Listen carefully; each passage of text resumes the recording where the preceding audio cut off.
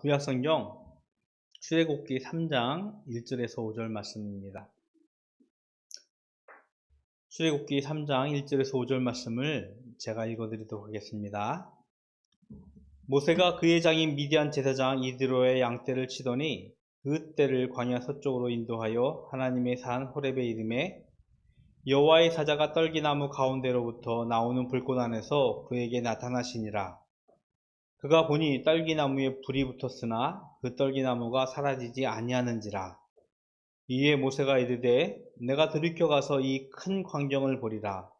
떨기나무가 어찌하여 타지 아니하는고 하니 그때에 여호와께서 그가 보려고 돌이켜 보는 것을 보신지라. 하나님이 떨기나무 가운데서 그를 불러 이르시되 모세야 모세야 하시매 그가 이르되 내가 여기 있나이다. 하나님이 이르시되 이리로 가까이 오지 말라. 내가 선 곳은 거룩한 땅이니 내 발에서 신을 벗으라. 아멘. 성경에는 많은 인물들이 등장을 합니다. 수천 년 동안 이스라엘의 역사한 부분들을 기록했기 때문에 그 역사 안에서 등장하는 인물들이 우리에게 때로는 신앙의 위대한 감동, 감격, 그들이 행한 모든 일들을 보면서 깜짝깜짝 놀라기도 합니다. 와, 위대해. 정말 놀라워. 정말 하나님께서 그 일을 크게, 높게 사용하셨어라는 감탄과 감동을 자아낼 때도 있습니다. 그런데 반면에 그 인물들이요, 매우 인간적인 모습들, 때로는 어떻게 저렇게 행동을 할까? 우리가 생각하는 그 평균보다 이하의 모습을 보이면서 위안을 주기도 합니다. 하나님의 사람이 위대한 일을 하는 반면에 어떨 때는 때로는 형편없는 그런 듯한 모습을 보면서 우리는 위안을 되기도 하고 믿음의 새로운 결단을 할 수 있는 기회를 삼기도 합니다. 오늘 등장하고 있는 모세라는 사람, 성경의 역사 가운데서 혹은 이스라엘의 역사 가운데서 가장 위대한 지도자 중에 한 명이었던 모세가 우리에게 그런 마음을, 엄청난 신앙의 감동과 감격, 와 놀라워 라고 하는 감탄을 찾기도 하는 반면에 때로는 참 인간적인 모습이야 하면서 우리에게 위안을 주기도 하는 그런 인물입니다. 하나님이 이스라엘 사람들에게 약속한 땅이 있어요. 그것은 가나안 땅입니다. 그런데 그 가나안 땅에서 기근이 일어나자 그들은 자의로 야곱과 그의 아들들이 애굽, 지금의 이집트로 거주지를 옮깁니다. 하나님이 그들을 쫓아낸 것도 아니에요. 그들은 자의로 그것을 갔어요. 즉 스스로 갔다는 얘기예요. 거기서 400년이 넘는 시간 이집트에서 애굽인들과 같이 생활을 하는데 초기 요셉이 있었을 때만 해도 그들은 좀 나았어요.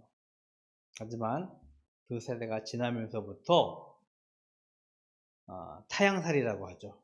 고향을 떠난 사람들의 삶의 모습은요, 피폐해질 수 있고요, 곤궁해집니다. 끝내에는 이집트인들의 노예처럼 타향살이를 하는 이스라엘 백성, 히브리인이 됩니다. 400년이 넘는 시간 동안 그곳에서 지내면서 우리는 이제 이스라엘은 하나님께 구원의 총을 합니다. 우리를 좀 살려주십시오.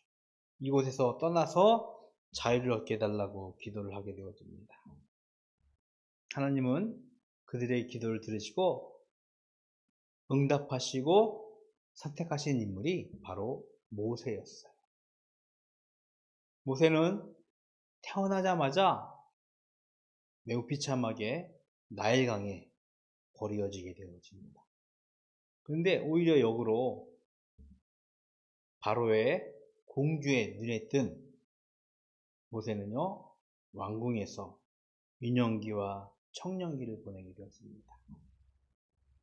가장 높은 교육, 가장 좋은 음식들, 높은 권력을 가진 자로서요. 어찌 보면 지도자로서 준비되어진 듯한 모습을 가지고 모세는 왕궁에서 초기 40년의 생활을 보내게 되어집니다. 그런데 그는요, 큰 사고를 치면서 이집트인들뿐만 아니라 자신의 동족인 히브리인들로부터 환영을 받지 못한 채 멀리 광야로 도망을 쳐서 또다시 40년의 생활을 보냅니다. 이 두 번째 40년의 생활은요, 우리나라 영화가 있는데 아저씨라는 영화가 있어요.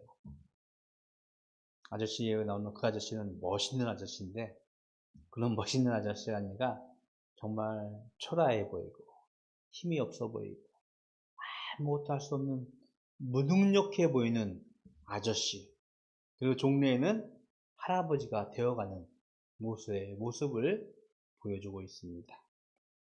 하나님이 이스라엘 백성들을 구원하려고 초기에 모세를 잘 키우는 듯 했는데, 그는 결국 쫓겨나서 미디안 광야에서 또다시 40년을 보내면서 평범한 사람으로 하나님의 구원의 계획이 엎어지는, 실패해진 듯한 느낌을 주는 모습이 오늘 본문에서의 말씀이 앞에 부분에서 등장하게 되어집니다. 우리 사회는요, 매우 잘 짜여진 아주 견고한 그물망 같아요. 사람들이 자신의 다 위치가 있어요. 그 위치가 있는데 그 위치에서 최선을 다할 때, 자신의 역할을 잘할 때 사회는 전반적으로 이렇게 성숙하고 발전하는 듯한 느낌을 받습니다. 그런데 안타까운 것은 무엇이냐면, 자신의 역할들을 잘 하면 좋은데 그 위치에서 벗어나서 아래쪽으로, 그때 말로 추락한다고 할까요? 타락한다고 할까요? 그것은 굉장히 쉬워요. 그런데 반면에 견고한 그 위로 올라가기는 매우 어려워 보이는, 아니 불가능한 것처럼 보이는 우리의 사회의 모습을 가지고 있습니다. 모세는요, 마치 겨우 맨 위에서 지휘권에서 리더로서의 모습을 보여주었는데 추락해지고서는 다시 못 오르지 못할 그런 사회의 구조 안에서 실패한 것처럼 보이는 듯 하는 모습을 우리들에게 보여주고 있습니다.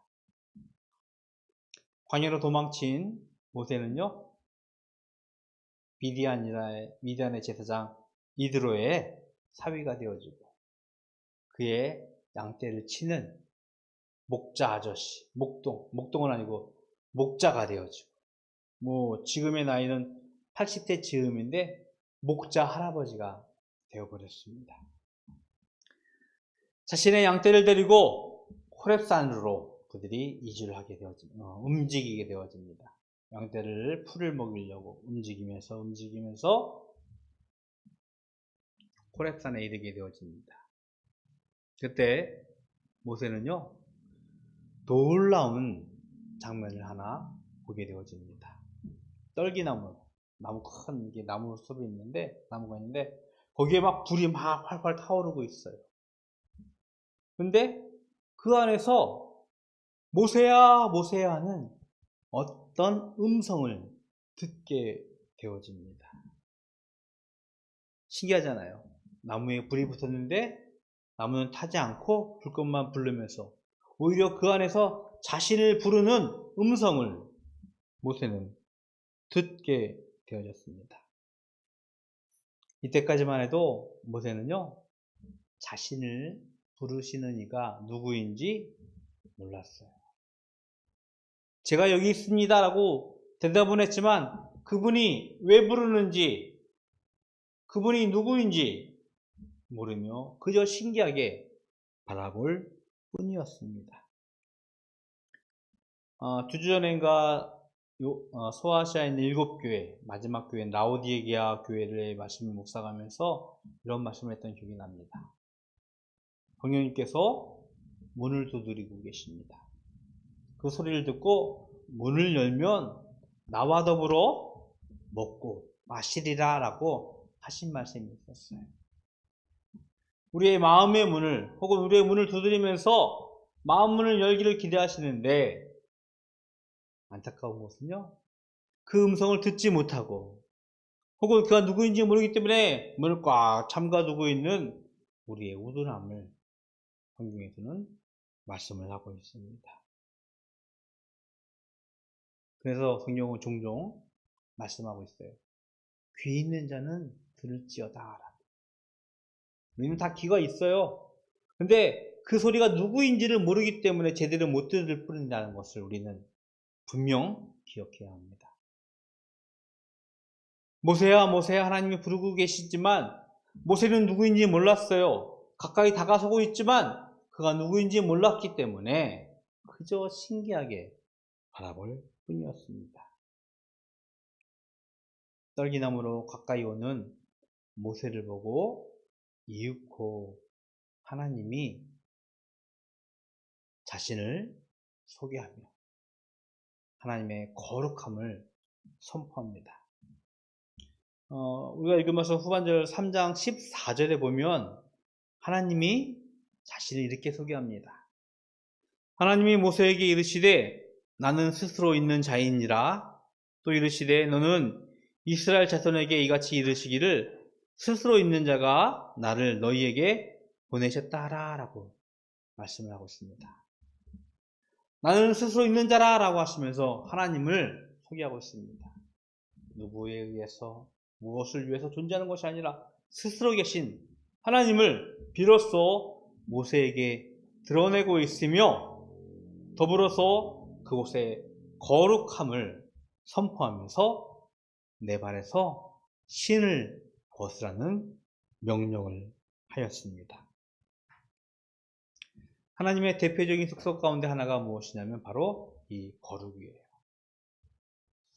글쎄, 우리 재은이 제세기가 거룩이라는 것을 어떻게 받아들일지, 어떤 것으로 인식할지 잘 모르겠어요. 불가한데 제가 어린 시절 자랄 때만 해도 거룩하면은요, 유교의 영향 아래서 천박하지 않은 행동들, 목소리도 점잖게 하는 모습들, 막 뛰지 않는 모습들, 그런 것에 어떤 거룩의 기준을 두고서는 평가할 때가 종종 있었습니다. 외형적인 모습, 물론 거부하는 것은 아니지만 그것에 제한되는 것이 거룩이 아닙니다. 거룩은요, 잘 들으세요. 하나님의 임재, 하나님의 함께하심, 그리고 하나님의 통치 아래 구별된 장소, 공간, 영역을 의미합니다. 구약에 성전이라는 곳이 있어요. 하나님께 제사 드리는 곳이에요. 근데 구약의 성전은 천막이었어요.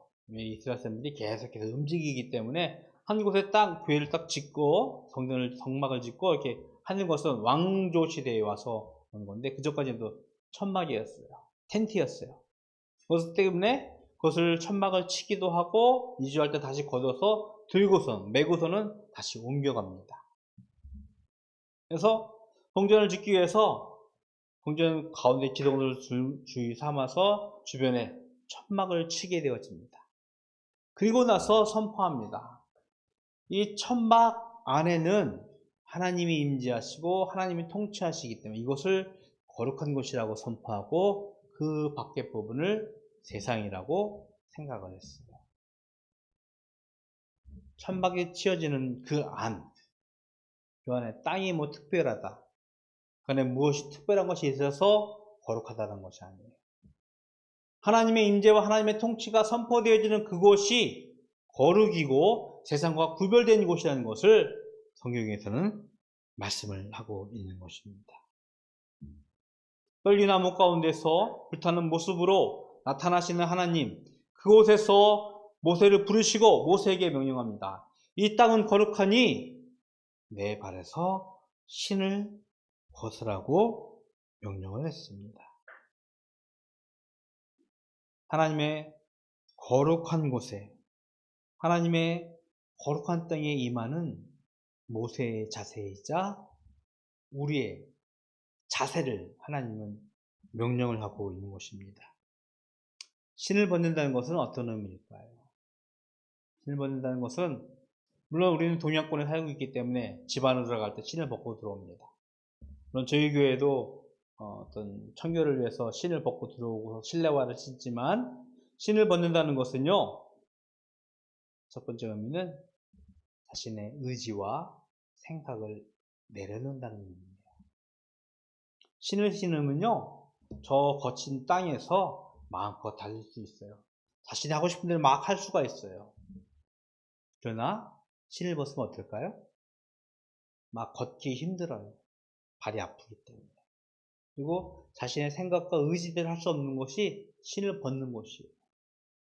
거룩한 땅 앞에서 하나님은 모세에게 명령하기를 신을 벗으라고, 즉 그의 의지와 생각을 내려놓으라고 명령을 하시는 것입니다. 자신을 내려놓고 하나님 앞에 서라고 모세에게 하나님은 요청하는 것이었습니다. 불과 몇 해 전만 해도요, 몇 해라는 건 10년, 20년일 수도 있겠지만, 교회당, 예배당을 가면요, 이게 목사님이 설교하는 곳을 이렇게 강대상이라고 해요. 그래서 강대상에는, 신발 신고 들어왔어도 여기서는 신발을 벗고 올라오기도 하고, 또, 막 여기서 막 뛰어놀지도 못하게 하고, 아무나 올라오지 못하게 하는 그런 교회들의 관습들이 있었어요. 아주 심한 교회들은, 강대상 위에는, 여자들은 올라가면 안 됩니다 라고 하는 교회들도 있었어요. 그것이 매우 유의미하지는 않아요. 그것이 썩 옳지는 않아요. 그렇게 저는 생각합니다. 그러나 동시에 정말로 무의미하지, 아무런 가치 없는 그런 우리들의 모습은 아니었다라고 저는 동시에 생각합니다. 왜냐하면 하나님 앞에서 우리의 행실을 좀 조심스럽게 행동하는 것 필요하기 때문입니다. 더불어 그때만 해도 목사님 혹은 성직자들에 대한 삶의 태도는요, 사뭇 진지하고 사뭇 달랐어요. 하나님께서 보내주신 사람이라고 하면서 하나님의 말씀을 대언하는 자라고 해서 성도들과 구별되이 행동하고 살아가는 모습도 없지 않아 있었습니다. 그것도 마찬가지로 매우 유의미하지는 않지만 동시에 또 정말로 무의미하지 않다는 생각을 좀 하게 되어집니다. 이런 삶의 모습들이, 이런 권위들이 점차로 자율적이 되어지는 우리의 삶의 모습들은 분명히 필요하지만 권위에 대한 우리의 삶의 자태는 분명히 생각해 볼 필요가 있다고 생각했습니다. 왜냐하면 하나님께서 우리에게 하나님의 권위 앞에서 신을 벗으라고 하는 자신의 의지를 내려놓는 우리의 삶의 모습들을 요구하고 있기 때문인 것입니다. 신을 벗으라고 모세에게 명령을 하고 있습니다.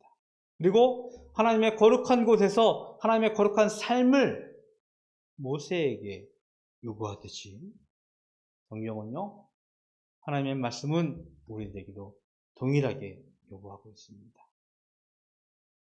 비단 예배당, 교회당 안에 하나님의 임재와 하나님의 통치마 이곳에만 머물고 있지는 않아요. 우리의 가정, 우리의 집이요, 우리의 회사, 우리의 학교, 그곳에도 동일하게 하나님의 임재와 하나님의 통치가 있어요. 그렇기 때문에 우리는 그곳에서도 기꺼이 신을 벗는 듯한 하나님의 권위 앞에서의 겸손한 삶의 모습, 거룩한 삶의 모습을 우리에게 요구하고 있는 것입니다. 10월 달에는요, 우리 개신교가 구 카톨릭에서 이렇게 분리되어지는 종교개혁 기념일이 있는 날입니다. 이 종교개혁가들이 하나님의 말씀을 잘 묵상하고 연구하면서 발견한 것 중에 하나가 무엇이냐면 교회당 안에만, 예배당 안에만 하나님이 계신 것이 아니라 우리의 모든 삶의 영역 안에서 하나님의 영광이 드러나는 삶을 우리가 살아나야 하는, 즉 삶의 우리 모든 영역 안에서 모세처럼 신을 벗고 하나님을 대하는 삶의 교훈을 우리에게 가르치고 있다는 것을 우리는 기억해야 합니다. 우리는요, 예배를 드리면서 하나님께 좀 구별된 모습으로 예배를 드리는 것 같아요. 그런데 성경은요, 명령하고 있습니다. 내가 임재하는 곳, 내가 통치하는 곳, 그곳에서 너희들이 신을 벗어야 한다고. 즉 우리의 가정, 회사, 직장, 학교, 그곳에서 하나님의 권위, 하나님의 거룩함을 우리가 기억하고 그것을 드러내는 삶을 살아야 한다고 명령하고 있습니다. 그것이 우리 바다교회의 바르고 다른 삶의 모습인 줄 믿습니다. 저와 여러분은요, 일주일에 단 한 번 짧은 시간 예배를 드리고 있지만 이곳에서만 하나님 앞에 우리의 삶을 고백하는 것이 아니라 교회당을 나가서서 가정에서, 학교에서, 또 직장에서 하나님의 거룩함을 인정하고 고백하면서 신을 벗는 모세의 삶, 우리의 자아를 내려놓고 우리의 의지를 내려놓고 하나님의 말씀에 따라 살아가는 거룩한 하나님의 백성의 삶을, 하나님의 자녀의 삶을 살 줄로 믿습니다. 이번 한 주도요, 하나님의 통치와 하나님의 임재를 인정하고 고백하면서 비록 세상 속에서 살고 있지만 그곳에서 하나님의 거룩함을 선포하며 하나님의 자녀의 삶을 살아가는 우리 바닷교회 모든 성도들 되기를 주님의 이름으로 축복드리겠습니다. 기도하겠습니다. 하나님, 감사합니다. 우리에게 신을 벗으라고 명령하고 계십니다. 하나님의 거룩 앞에서 우리의 자아와 의지를 내려놓고 종용히 겸손하게 하나님 앞에 나서는 자들 되게 하여 주시옵시고, 그로 인하여서 우리의 가정이, 우리의 직장이, 우리의 학교가 하나님의 통치와 임재 안에서 날마다 하나님의 거룩을, 하나님의 의를 이루어낼 수 있도록 주님 축복하여 주시옵소서. 하나님께 구별하여 예물 드립니다. 주일 예물과 소득의 10분의 1과 각가지 감사의 제목과 기도의 제목으로 드린 예물 하나님 기뻐 받으시옵시고, 이 예물로 하나님의 거룩의 이 땅이 드러날 수 있도록 주님 축복하여 주시옵소서. 지금은 우리 주 예수 그리스도의 은혜와 하나님 아버지의 그 크신 사랑하심과 성령님의 교통하심이 하나님의 거룩함 앞에 신을 벗으라는 그 명령에 따라서 이 땅 위에서 하나님의 임재와 하나님의 통치를 선포하는 하나님의 거룩한 백성 되길 원하는, 하나님의 거룩한 자녀 되길 원하는 모든 성도들 머리 위에 영원토록 함께 있을지어다. 아멘.